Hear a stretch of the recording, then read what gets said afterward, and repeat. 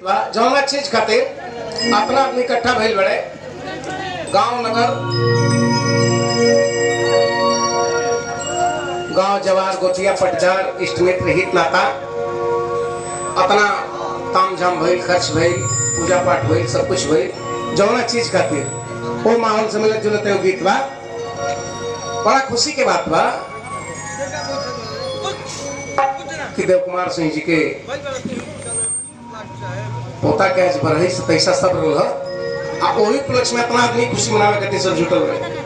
ठीक यही तरीका से एक बार अयोध्या में भी राजा दशरथ के खुशी भइल रहे।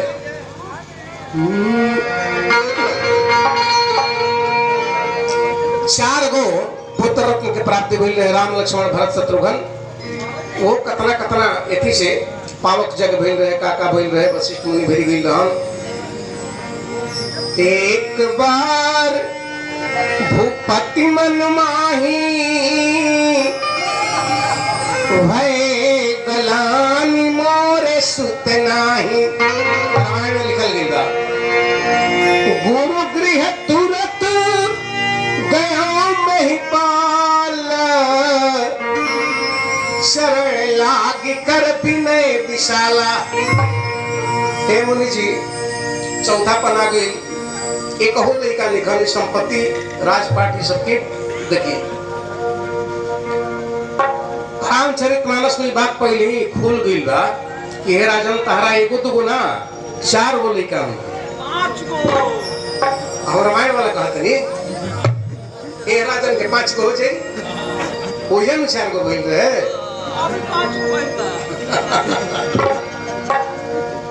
कहले बड़े वशिष्ठ मुनि रामायण में लिखल बा हम लिखी कह धारा हूँ धीर होई है सुतचारी। धीरज रखा धैर्य रखा है राजन 4 गो ही है और वो कैसन भाई की तरफ से पुरस्कार बा ढेर सारा हार्दिक अभिनंदन बा जेकरा के पूरा त्रिभुवन जाने दुनिया जाने ऐसा नहीं है। धारा हूँ धीर होई है सुतचारी त्रिभुवन विदित भक्त भयहारी। बहुत ढेर सारा पुरस्कार बा भाई लोग की तरफ से हार्दिक अभिनंदन बा। ऐसा नहीं है जेकरा के सारा त्रिभुवन जाने लेकिन एकरा खातिर पावक चेक करावे के पड़ी, श्रृंगी ऋषि के बुलावे के पड़ी। ऐसे लंबा हो जाए पूरा प्रसंग काला पर श्रृंगी तुरंत वशिष्ठ बुलावा पुत्र हेतु शुभ जग करावा पावक जग भइला हब के पिंड बनवा खीर अकाले बड़े करानी लोग के लेके खिला दो निश्चित समय पर तारा 4 गो पुत्र के प्राप्ति हुई और उहे भइला चूंकि प्रभु हम विष्णु के प्रमाणित 10 को अवतार हम इनके छत्रा वामन राम कृष्ण परशुराम जगन्नाथ कलंकी नरसिंह ऐसे तक अपना लोग 110 कहलक है। ये एको गर्भ से ना मीन के छत्रा वामन राम कृष्ण परशुराम जगन्नाथ कलंकी नरसिंह एको गर्भ से ना। वो परंपरा के ध्यान में रखते हुए भगवान विष्णु चतुर्भुज रूप में प्रकट हुए हैं निश्चित समय पे वह प्रकट कृपाला दीन दयाला कौशल्या हितकारी चतुर्भुज पर प्रकट भइल बड़े हर्षित महतारी मुनि मन हारी अद्भुत रूप निहारी स्तुति विनती किले बड़ी जे ताते रूप के जरूरत के बाल रूप में अब बाल लीला कर कि जे सुशीला ते प्रेशीला या सुप्रम रूपा ओकर बाल रूप में इन्होंने पूरा अलग बधाई बजाता अयोध्या में ये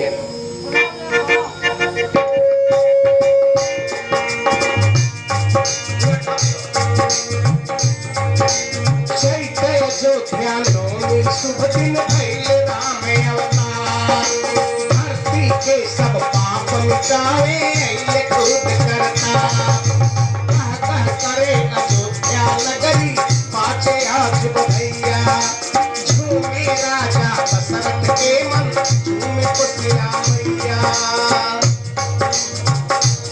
भइल का गाना लिखा होगा Oh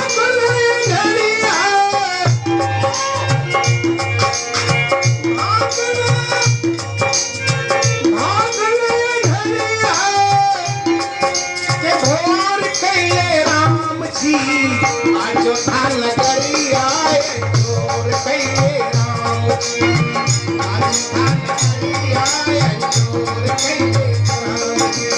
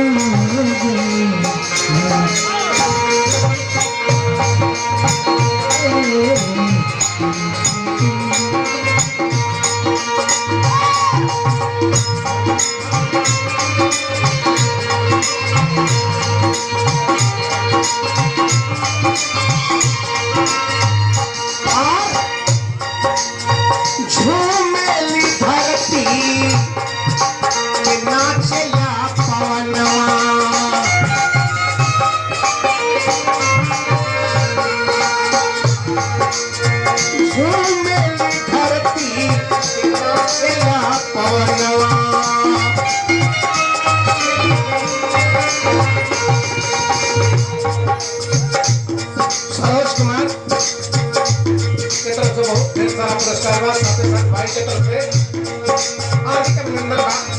अब जब 4 हो गई है धरती झूमे करी झूमे धरती नाचला पवनवा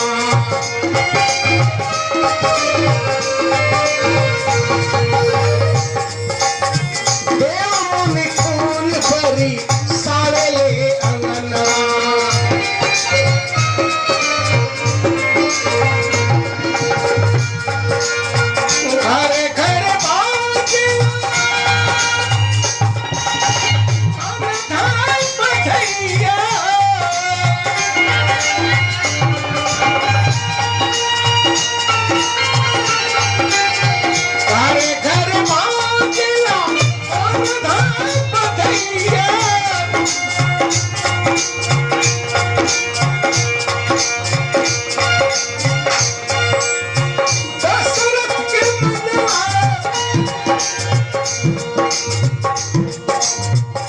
सिंह जी की तरफ से 165 पुरस्कार व साथ ही पवन सिंह राय की तरफ से बहुत ढेर सारा पुरस्कार हुआ। हार्दिक शुभकामना बा ऐसे ही बढ़ाओ बाबू।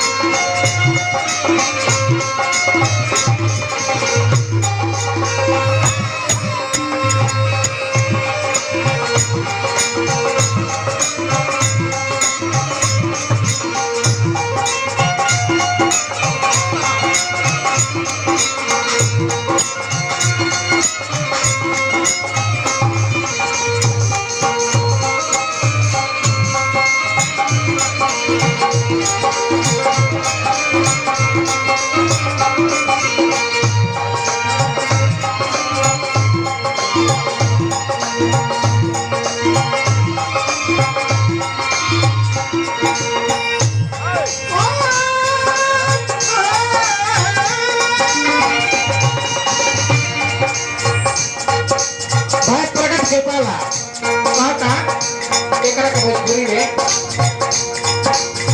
अद्भुत रूप जब देखले गोसैया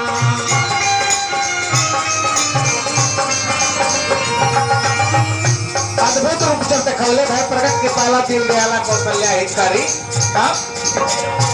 करी गैया चरज से कोसिया मैया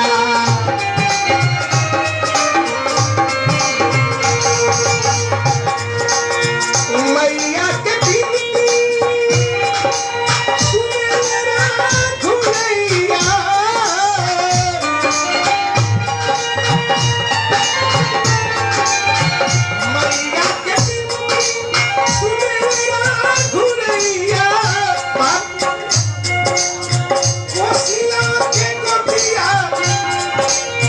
कोसिला के गोदिया में सोर कैले राम जी अयोध्या नगरिया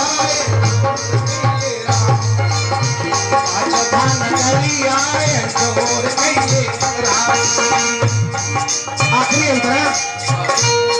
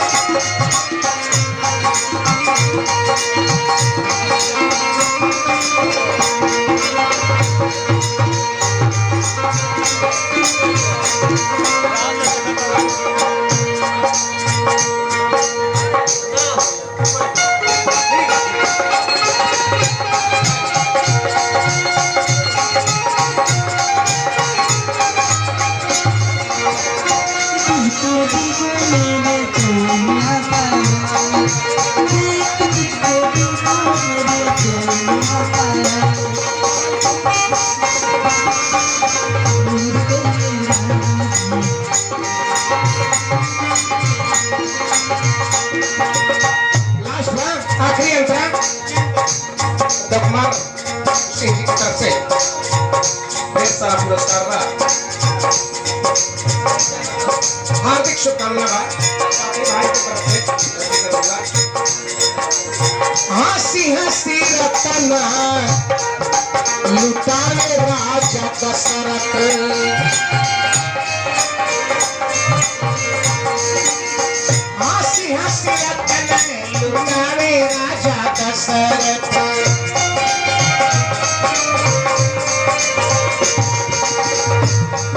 भाई की तरफ से 1 रुपए का पुरस्कार बा।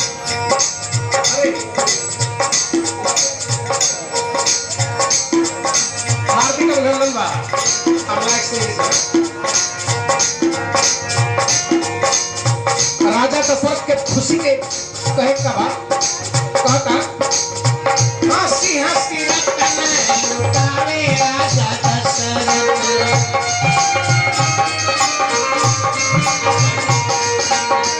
जिंदगी के बिठना हे प्रभु जन्म सफल हो गई जिंदगी के बिठना पूरा वाला मनोरथ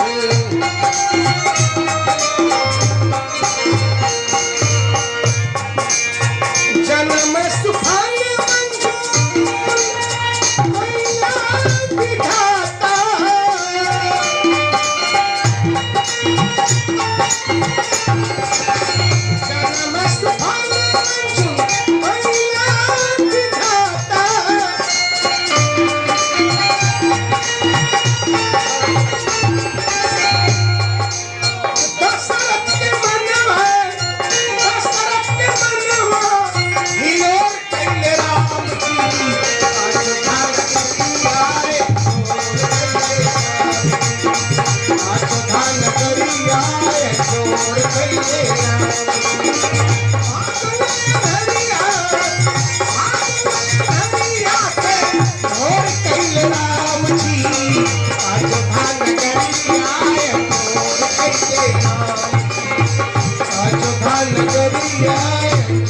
राम जी